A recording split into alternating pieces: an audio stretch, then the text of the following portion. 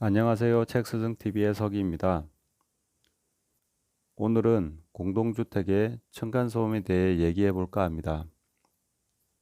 층간소음에 대해 인터넷에 검색을 해보면 다세대 주택 혹은 아파트에서 주로 발생하는 소음공해라고 나오며 화장실 물소리, 바닥 충격음 소리, 피아노 소리, 오디오 소리, 대화 소리, TV 소리, 발걸음 소리, 청소기 소리, 세탁기 및 건조기 돌아가는 소리 등 주로 아랫집에 피해를 주는 그런 소리들입니다.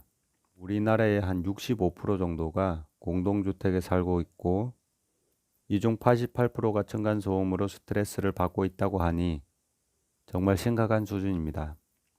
TV나 인터넷을 보면 층간소음 문제로 말다툼과 몸싸움을 하거나 정말 심하면 살인, 방화까지 발생을 해서 정말 심각성을 느낄 수가 있습니다.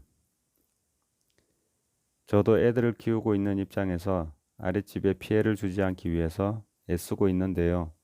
거실 바닥에 매트를 깔고 그 다음에 걸을 때는 뒤꿈치를 들고 살금살금 걷고 의자나 책상 다리에 소음 방지 매트를 붙이고 늦은 저녁 시간에는 세탁기 및 청소기 사용을 하지 않는 것입니다.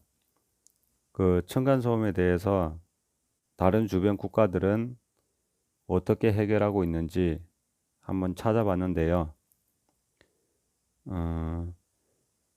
미국에서는 초기에는 관리사무소에서 경고를 주고 그 다음에 3회 이상 누적 시 강제 퇴거 조치를 시키고 있답니다. 독일에서는 층간소음 발생 시 과태료를 약 600만 원 정도 내야 한답니다. 우리나라도 층간소음에 관한 법규가 있으나 실효성은 없습니다.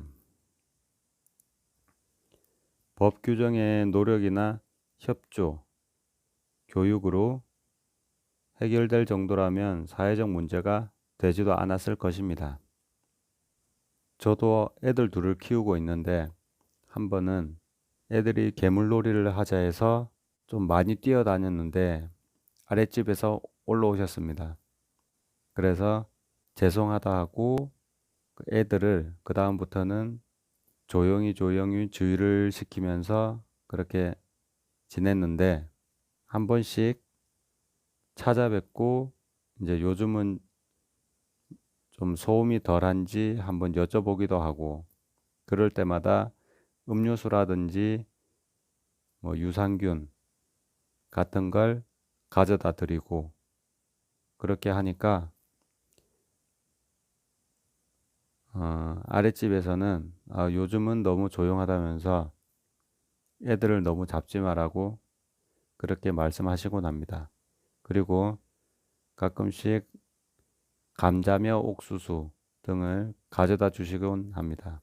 이렇듯 아랫집과 윗집의 관계에서도 서로 양보하고 서로의 입장에서 생각하고 배려하고 그렇게 하면 층간소음 문제도 점차 완화되리라고 생각합니다. 오늘은 여기까지였습니다. 감사합니다.